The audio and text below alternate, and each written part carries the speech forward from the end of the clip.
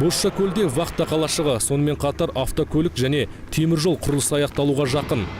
Қалашық құрылысы өткен жылы мамыр айында басталған болатын. Қазір онда ғимараттардың ішін әрлеу жұмыстары жүріп жатыр.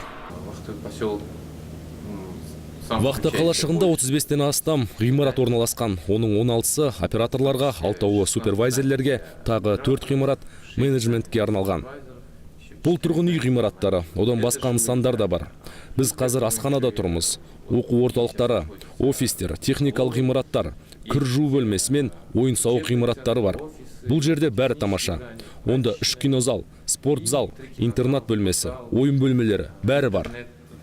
Комнаты, игровые комнаты. Естеріңізге сала кетейік, бұл жоба бойынша алғашқы мыс партиясын өндіру келер жылға жоспарланған. Болашақта мұнда 1,5 мыңға жуық адам жұмыс істемек.